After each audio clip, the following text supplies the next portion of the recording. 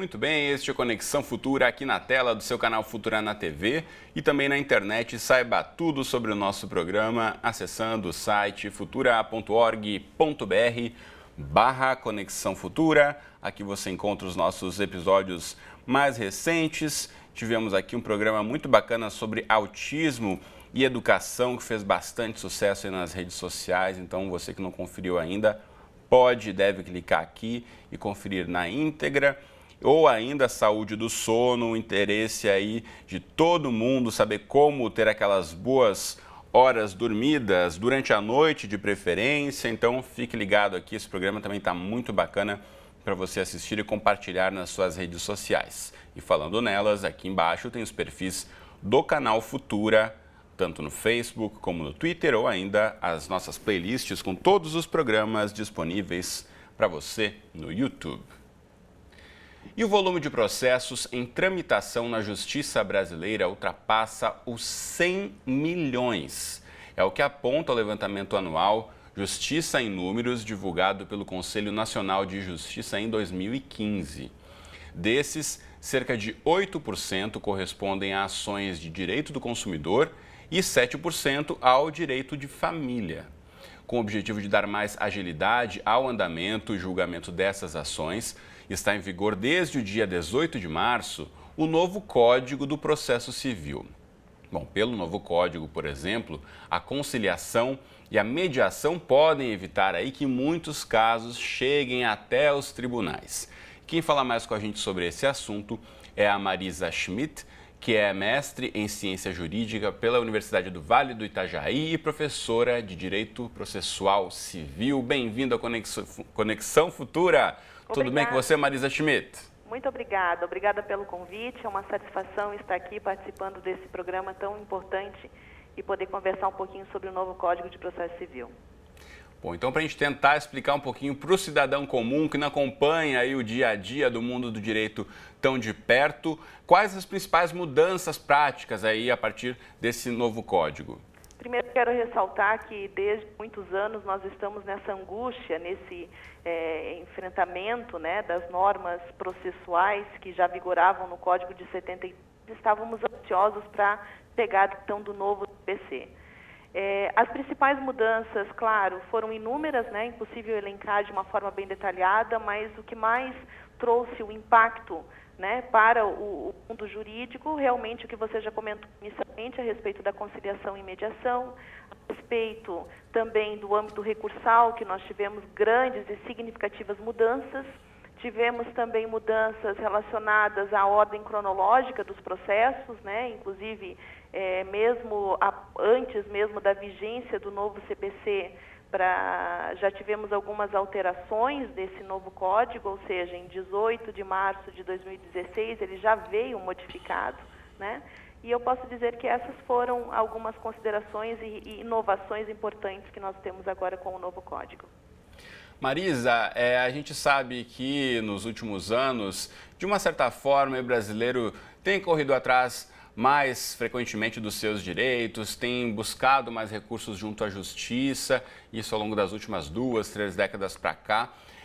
Agora, a partir de um código, como a gente já mencionou aqui, que traz já, oficializando a questão, por exemplo, de conciliação e mediação, a gente pode dar uma agilizada nos processos. Como eu já disse aqui, são mais de 100 milhões de processos em tramitação na nossa justiça e sabemos que a estrutura disponível para julgar essas ações e que, de fato, os resultados venham de uma forma mais prática, mais rápida para a vida das pessoas. Você acredita que conciliação e mediação são maneiras aí de tentar evitar que tantos processos se acumulem e levem tanto tempo? Com certeza. Esses dois instrumentos são instrumentos que já existiam e sempre existiram, e agora o novo código trouxe realmente a conciliação e a mediação extremamente positivados, né? Ou seja, todos os processos eles vão ter que ser submetidos a uma audiência de conciliação, sem que haja aquela postura, até para que as partes possam não chegar nessa audiência com aquele impacto de litígio, de briga, né, ferro e fogo. Então, com certeza, esses dois instrumentos vão fazer com que haja uma redução muito significativo nos processos, esses 100 milhões de processos que nós temos atualmente, com certeza nós vamos ter uma redução. Só fazendo uma análise aqui para um leigo, por exemplo, o encontro, por exemplo, a reunião de conciliação e mediação poderia servir como um primeiro filtro para ver se de fato essa ação precisa chegar até um juiz mais lá para frente? Exatamente, exatamente. Esse é o propósito do legislador. O propósito é fazer com que as partes possam sentar uma frente à outra, conversar a respeito do problema e solucionar sem a necessidade de ser dado seguimento ao processo.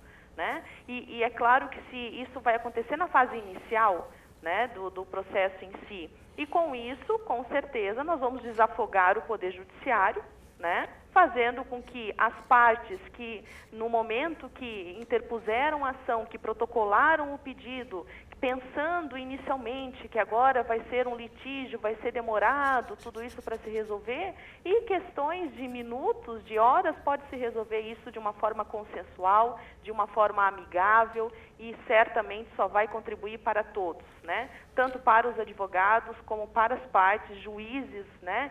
Serventuários da Justiça vão ficar felizes por essa resolução de conflito de uma forma amigável.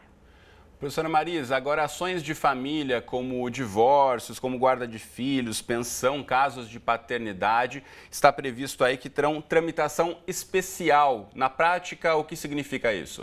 Na verdade, nós já temos a tramitação especial desses casos, né?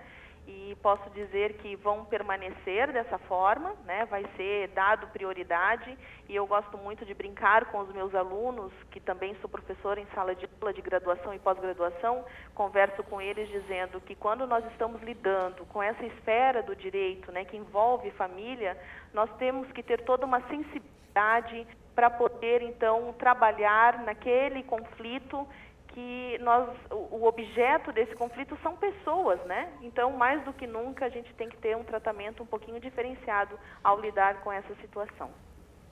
Bom, a gente sabe que também está previsto aí que profissionais de outras áreas e que não do direito podem ser recrutados para dar suporte às partes em causas delicadas. Você pode dar um exemplo para a gente? Exatamente, porque o próprio Código traz a previsão dos conciliadores e mediadores, né? Agora a ideia é fazer com que hajam cursos de capacitação para que possamos formar conciliadores e mediadores, né? Para que possam realmente saber de que forma atuar com essas pessoas, para que possam amenizar o conflito, amenizar o litígio, e com certeza isso é uma ferramenta extremamente favorável para que tenha a solução de tudo aquilo que a gente imaginaria que ia demorar anos, e a gente consegue resolver de uma forma muito rápida. Em relação ao ponto de vista financeiro, né? A gente sabe que muitas vezes a questão do dinheiro para pagar por um bom advogado, isso pode acabar afastando muita gente dos seus direitos. Você acredita que esse novo processo, o novo código, ele pode facilitar, agilizar, tornar mais acessível para as pessoas o acesso à justiça? Na verdade, a gente não pode só olhar por esse lado na questão de não conseguir contratar um advogado particular. Eu não vejo dessa forma. Eu vejo que o acesso à justiça é um direito, é um princípio constitucional, é um direito igualitário a todos. E nós não podemos esquecer também que cada estado possui o seu órgão, que é a Defensoria Pública, para poder atender as pessoas carentes, né? E eu vejo que o novo CPC não vai influenciar de uma forma direta em relação ao acesso à justiça. O acesso à justiça existe, todos têm o direito, todos podem procurar os seus direitos. O que eu quero deixar bem claro, assim, até buscando um pouquinho da conciliação e mediação, que quando a gente trata desses dois instrumentos, eles agora encontram positivados dentro do novo CPC. Ou seja, se eu entro com uma ação hoje, né, entrei com a ação, protocolei a ação, antes de dar seguimento na ação, eu vou ter a oportunidade de passar por uma conciliação, isso já é juízo. Né? Eu não estou utilizando a conciliação e mediação como conflitos, como solução de conflitos anteriores à entrada de uma ação judicial. Isso no curso do processo. Então, essa é a inovação em si. Então, eu vejo que não haverá nada de prejuízo quanto ao acesso à justiça, essa questão. Professora Marisa, uma outra dúvida muito comum entre os brasileiros, tendo em vista esse grande acúmulo de casos e a demora, muitas vezes, dos resultados dos processos, é em relação à ordem dos julgamentos, né? A gente já mencionou aqui a questão de casos que são levados de forma especial, que tem uma prioridade, mas normalmente é a ordem cronológica que prevalece sobre os julgamentos? Nós tivemos agora uma alteração antes da vigência do Código, porque antes nós tínhamos uma palavra dizendo que seria uma questão de obrigatoriedade atender a ordem cronológica, né? Essa foi a ideia inicial. Mas isso não seria possível atender de forma exclusiva a ordem cronológica. Então, tanto que essa situação ela foi revista, né? E não colocou mais, não existe mais no Código expresso na questão de obrigatoriedade, sim na questão de faculdade, devem obedecer à ordem cronológica. Então, vai ficar a critério subjetivo de cada julgador para verificar essa questão de ordem cronológica como obrigatoriedade ou não. No meu ponto de vista, não vai ser obrigatório, né? Vai ser de acordo com a necessidade de cada caso. Muito bem. Deixa eu aproveitar e mostrar para você de casa aqui na internet, vamos colocar na tela, o texto na íntegra. Aqui você não vai conseguir ler em detalhes, mas aí recomendo que você acesse no seu tablet, no seu celular, no seu computador de casa ou do trabalho, o texto do Código de Processo Civil, então a lei de número 13.105, de 16 de março de 2015 aqui, e já tem uma série de recomendações. Você pode entender um pouquinho mais sobre a nossa legislação e, com certeza, entender um pouco mais aí sobre o acesso aos seus direitos. O nosso tempo aqui já está chegando ao fim. Agradeço muito Marisa Schmidt, professora de Processo Civil da Universidade do Vale do Itajaí. Muito obrigado, professora, por todos esses esclarecimentos. Uma boa tarde para você. Obrigada pelo espaço, uma boa tarde a todos. E agradeço também aqui a nossa parceira TV Univale, lá de Santa Catarina, por ter contribuído na produção dessa entrevista.